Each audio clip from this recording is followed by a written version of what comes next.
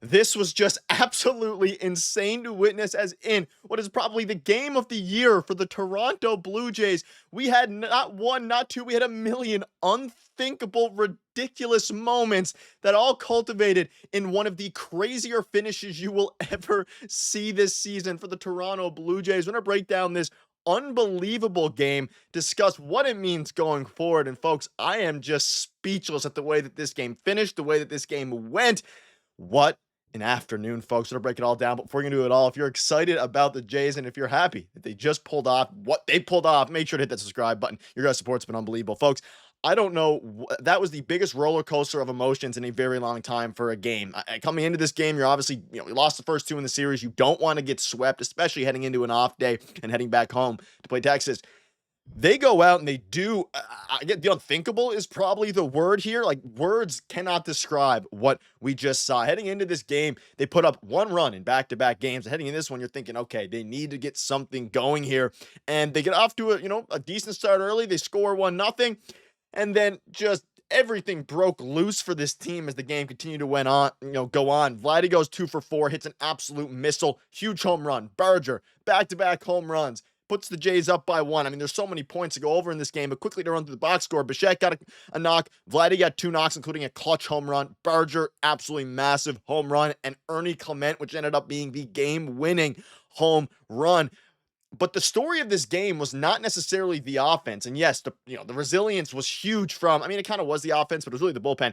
Huge from Vladimir Guerrero Jr. to hit a home run. Berger to hit another one and put them up. The Jays bullpen then chokes the lead. And then Ernie Clement in the top of the ninth hits a solo shot, a first pitch fastball high, crushes it. And then, of course, now we're looking at you're up by 1 heading into the ninth inning, and you're going up against, obviously, Shohei Ohtani ultimately. Crazy, right? And obviously, let's go through it a little bit. So Eric Lauer goes 3 innings. He gives up 3 runs. He struggled. This Dodgers team is a super team. They're one of the best teams, I've ever watched, especially offensively, and it's impossible to really, run through that lineup. But I need to give credit here, and it's going to get lost in all this, and I'll dive into the Jeff Hoffman thing after. You are reading that correctly, by the way. 5 walks for Jeff Hoffman. I want to dive into the bullpen usage. And John Schneider had an interesting game. Louis Varland going 1 2/3 innings and giving up no runs, absolutely massive. Braden Fisher, 6 pitches, no runs, massive. Sir Anthony Dominguez and Brendan Little combining for no runs. The bullpen in the middle portion of this game from the 4th inning onward gave up no runs, and that's the only reason the Jays were ultimately able to win this unbelievable game that we just witnessed, is because of the fact that the bullpen held it down in the middle. If they would have given up, you think about Eric Lauer, he had the bases loaded, he stranded them. He didn't give up more runs. Mookie Betts, whoever it was, could have blown the game out of proportion. It could have been, 6, 7 runs. They kept it at 3, and what ultimately that led to, it goes from 3-1, 3-2 to 3-3. The Jays tie it up. All these different things keep happening. And the most important thing about this is you get a gritty, base hit single from Ty France to make it, 3-2. And you're halfway through the game, 5th or 6th inning, it's 3-2. You're thinking, okay, maybe something can happen here. Braden Fisher shuts it down. Dominguez and Brendan Little shut it down with a little bit of struggles. And then you get back-to-back home runs from Vladdy and Berger. Then you're up by 1. We'll dive into what happened after that in a minute. But getting that middle relief help was huge, and I don't want that to go understated and not seen within what was within what was a crazy game, probably the craziest game of the year. And then, of course, you get into the end portion of the game, and obviously, we know that the offense was okay. It was good, right? Ultimately, you take what you can get. They were clutch against the Dodgers bullpen, getting runs against some pretty good relievers here. But man, oh man, is Jeff Hoffman, lost it a little bit. And this is and Yariel Rodriguez for that matter. And obviously, Yariel comes in. He struggles a little bit. His command's been wild. He gives up 2 walks. And then you get Jeff Hoffman in. He walks in a run. And then ultimately he got, a couple outs. He got a couple outs. And then so now, luckily, it was the Dodgers could have blown this game open a couple times. Hoffman got an out to, I believe it was bases loaded in the 8th and 9th. Correct me. There's so much happening. I slipped my memory a little bit. But obviously, he gave up the run in the bottom of the 8th. He got brought in with 2 outs. I think a runner on first. He was walking guys, Hoffman, that is. He gives up, ultimately, a run is given up. And then, tie game, you go. Luckily, he gets out of that inning without giving up more. Clement comes up in the top of the 9th, hits an absolute bomb, moonshot, whatever you want to call it, nuke. The Jays are up by 1, but you're facing then, Hoffman in a save situation. He's coming off of not pitching in a week. He has like 17 pitches or whatever it was coming into it. And then you're going into the bottom of the 9th against a 6, 7, 8 batters. and he just loses it. 5 walks in 2 innings pitched, which is crazy. And essentially, to fast forward here, you're then brought in Mason Flaherty. Good decision by John Schneider. I mean, you had to face Shohei Ohtani with 1 out and the bases loaded. So let me paint the picture in case you missed it. And if you didn't, if you watched the game, let's relive it together. Bases loaded, 1 out.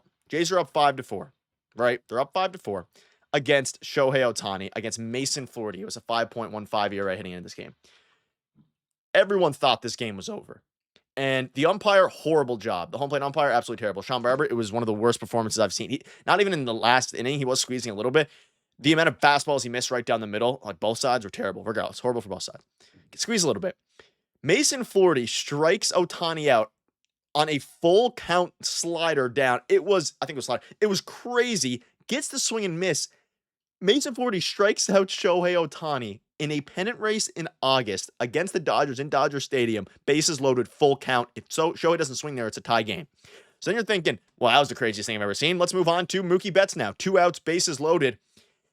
And Mason Flaherty gets a ground ball to Addison Barger. Shout out to Barger for making the play. Obviously, it was a pretty routine play, but in pressure like that, you got to make it and got to get it done. And he's had some struggles, specifically at that hot corner lately.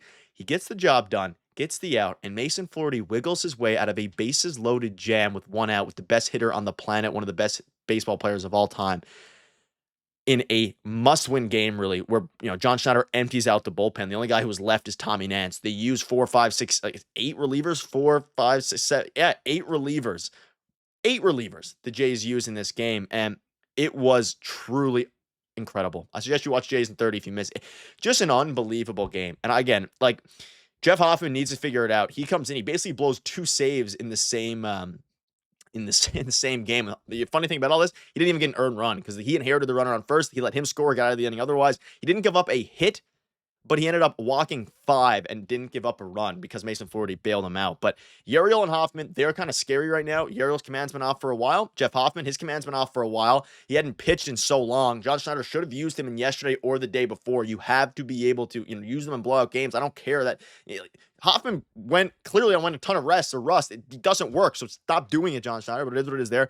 Louis Varland, he should be the closer. He is absolutely electric. I don't know if he should actually be the closer, but he's that good that he has the potential to do that. Braden Fisher, really good. Unfortunately, he only got 11 pitches out of him. He probably could have went longer. I can't really critique what John Schneider, he made some questionable calls, but at the end of the day, he got it done and they won the game, so I'm not going to complain too much.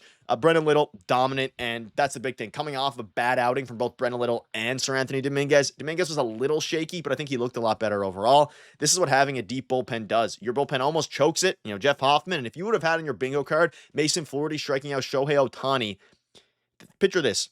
We're back in March, right? I'm making videos before the season started, coming off a 74-win year. And you told me on August 10th, 2025, August 10th of this year, you are going to put in Mason Flaherty to strike out Shohei Ohtani to essentially win the game to keep the Jays in first place.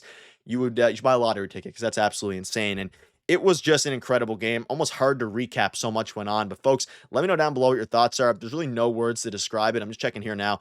The Red Sox also lost. The Jays move up to 4 games ahead in the AL East, the biggest win of the year. It's not even close. You have good momentum now heading back home into Texas. You salvaged the series. 1 out of 3 was kind of realistic coming in with the starters that were projected. Bassett's bad on the road. Scherzer had a really good start. Eric Lauer, not a great start, but it is what it is. Folks, on to Tuesday. They have an off day tomorrow. I'll have a video for you covering that, of course. But ladies and gentlemen, have a fantastic evening, and let me know what your thoughts are on that, and if you were as worried as I was, because that was the biggest roller coasters of emotions we've seen in a while. But folks, you guys have been an absolute beast of the sport. Thank you guys for watching. See you later.